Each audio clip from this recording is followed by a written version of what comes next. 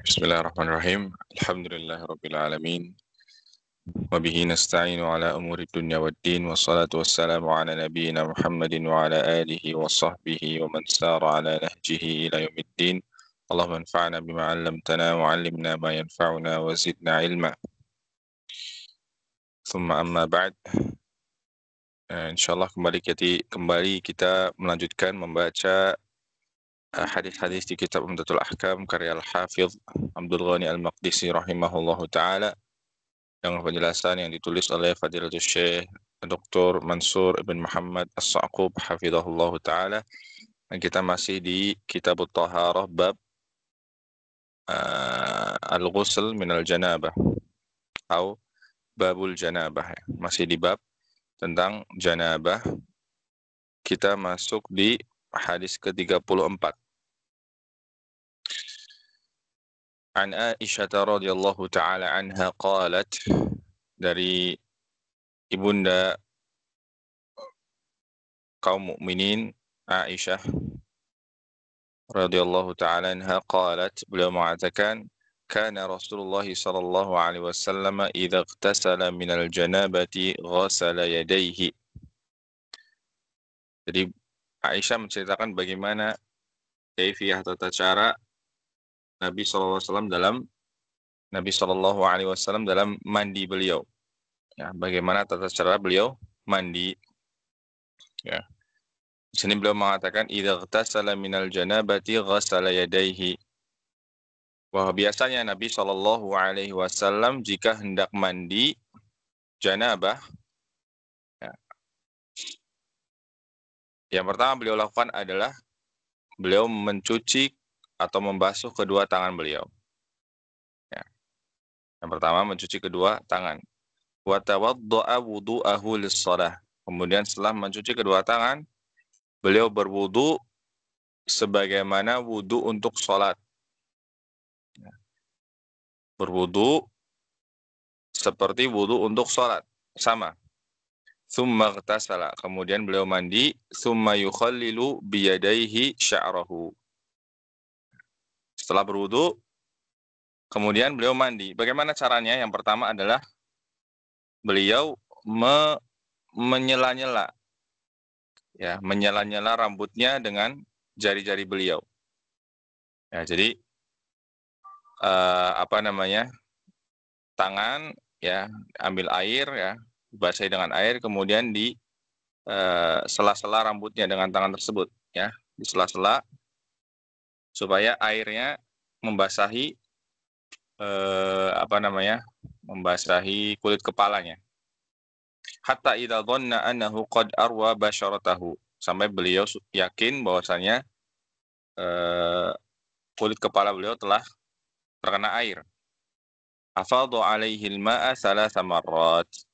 Ya, kemudian setelah itu beliau mengguyurkan air, ya,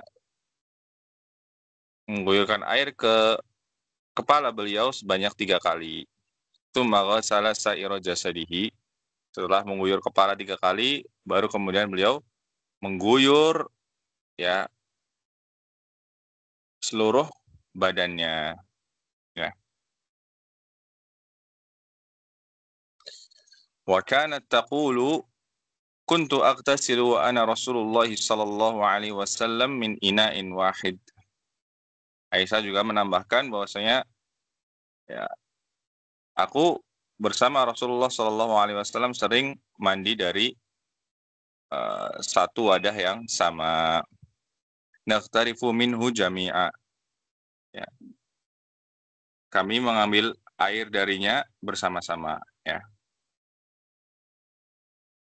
Jadi Aisyah radhiyallahu ta'ala menjelaskan bahwa beliau, ya, terkadang atau sering mandi bersama Nabi SAW dari satu bak yang sama.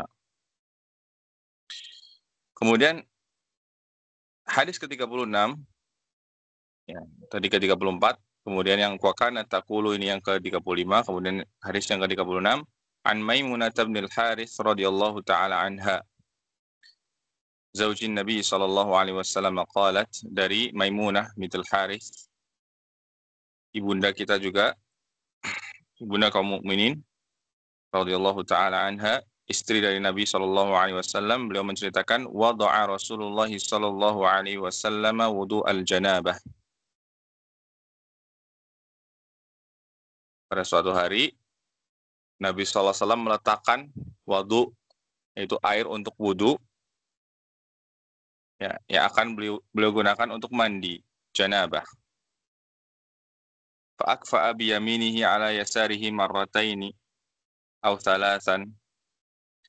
Ya, apa yang beliau lakukan pertama kali? Ya, setelah beliau menyiapkan wudu, ya, air untuk wudu yang digunakan untuk mandi ini, ya, beliau menuangkan, ya, dengan tangan kanan beliau, ya, air tersebut ke tangan kirinya. Kemudian mencuci kedua tangan beliau sebanyak 2 atau 3 kali. Ya, summa ghassala farjahu.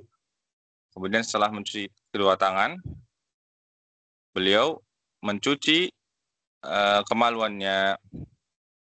Summa daraba yadahu bil ard. Nah, setelah mencuci kemaluannya, beliau menggosok-gosokkan tangannya ke tanah, awil haid atau tembok. Marrataini aw salasa, sebanyak 2 atau 3 kali. Summa tamadmada wastansyaqa. Kemudian setelah itu beliau berkumur dan memasukkan air ke hidung serta mengeluarkannya, istinsyak. Wa ghassala wajhahu wa dhira'ihi. Kemudian beliau mencuci atau membasuh wajahnya dan kedua tangannya sampai siku, ya. Tsumma afadha ala ra'sihil ma.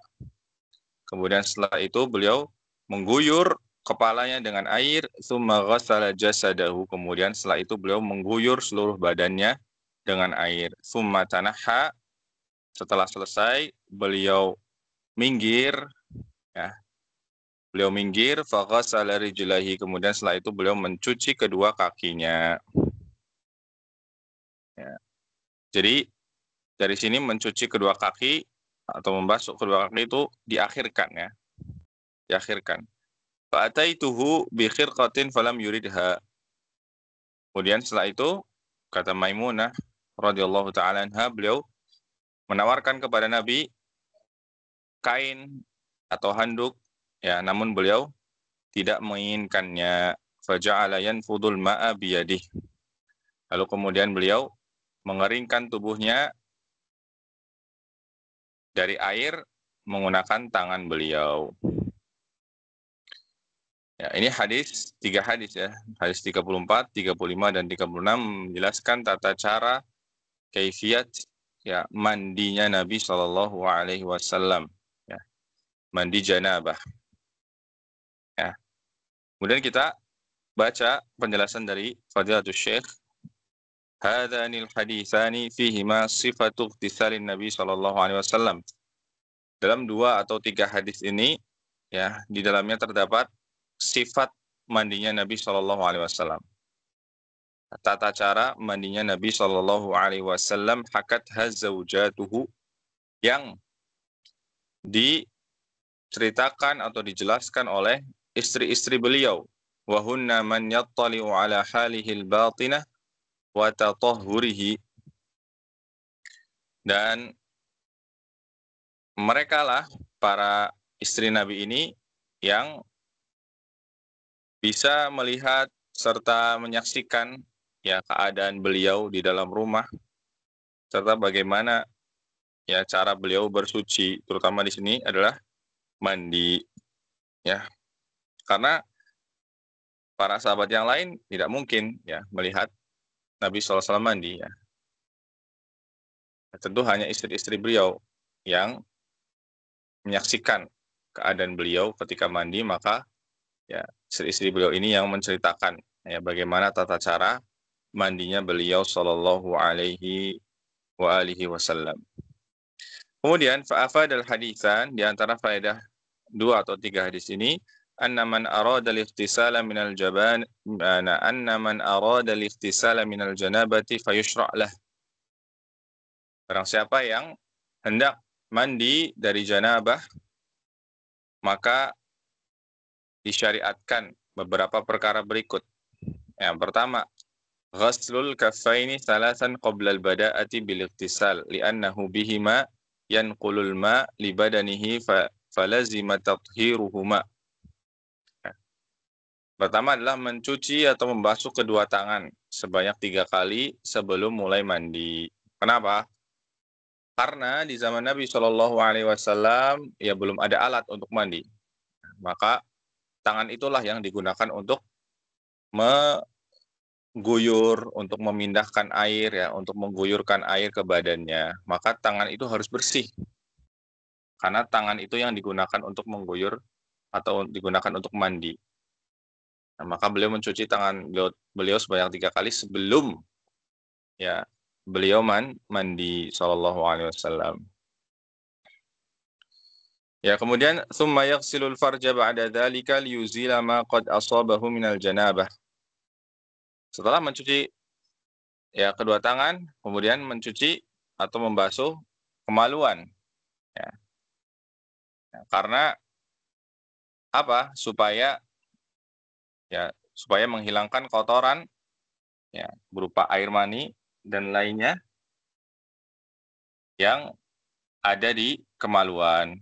Ya, maka kemaluannya dicuci. Ya. Kemaluannya dicuci sampai bersih. Tsumma yukhallilu sya'rahu bil ma' bi an yudkhilal asabi' baina ajza'i sya'r ma'al ma'. Boleh setelah ini tadi ya sebagaimana di hadis Maimunah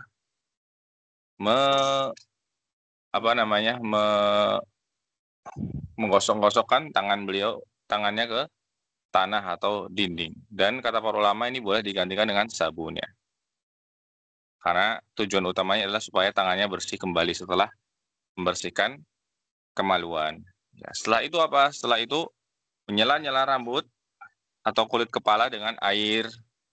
Ya, dengan cara menyela-nyela kepala menggunakan jari-jari tangan ya yang basah dengan air ya.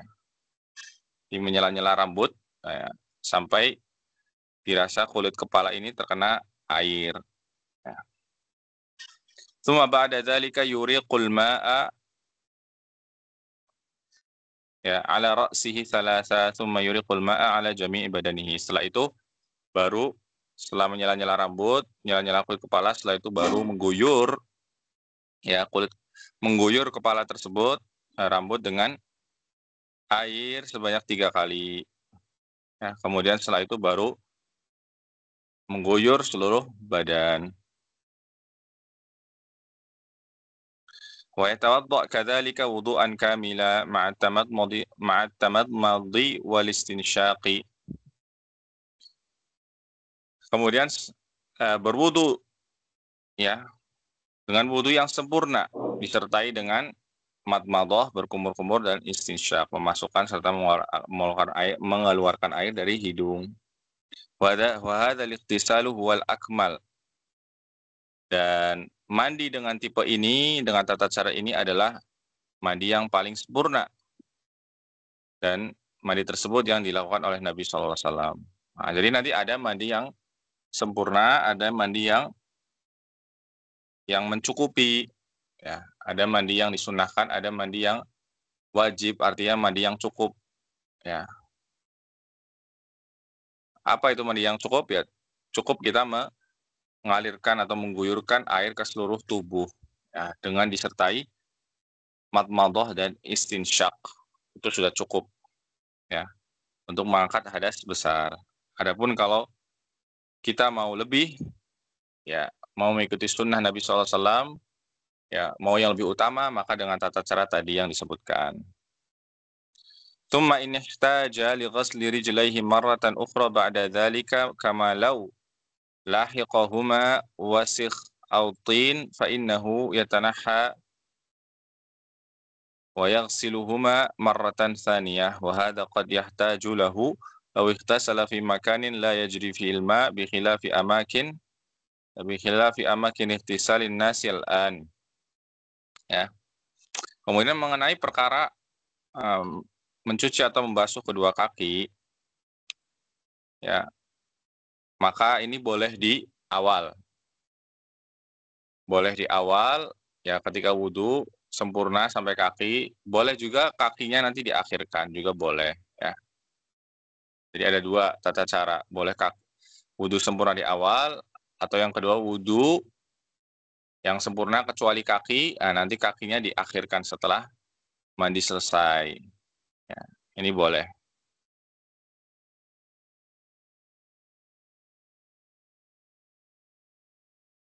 Kemudian wal mujzi fil ightisali an yusil al ma'a ila jami'i badanihi ala ayyi wajhin kan, ya sebagaimana tadi saya sampaikan. Dan mandi yang mujzi, yang mencukupi, ya yang minimalis, yang sah ya, minimal sah adalah mengalirkan air atau menggulirkan air ke seluruh bagian badan ya, ala ayyi wajhin kan ya. Wa yajuzu at-tanasyuf. Nah, diingat ya tadi untuk mandi yang minimal ini ya juga disertai dengan madmadah dan istinsyak. Kemudian kata Syekh, wa yajuzu tanasyufu ba'da al-ightisali wal wudu wa lahu an yatrukahu wallahu a'lam. Dan boleh untuk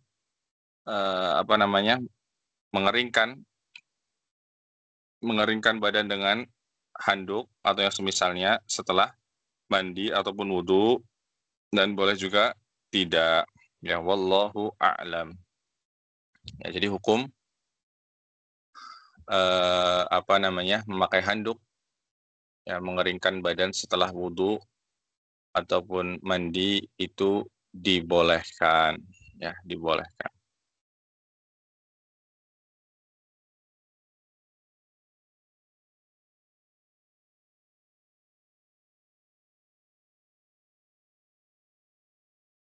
Ya, demikian yang bisa kita sampaikan dan pelajari pada kesempatan kali ini. Semoga yang sedikit ini bermanfaat. Kita tutup subhanakallahumma bihamdika asyhadu an la ilaha illa anta astaghfiruka wa atubu ilaik. Wassallallahu ala nabiyyina Muhammad wa ala alihi washabihi ajma'in wa akhiru da'wana alhamdulillahirabbil alamin. Assalamualaikum warahmatullahi wabarakatuh.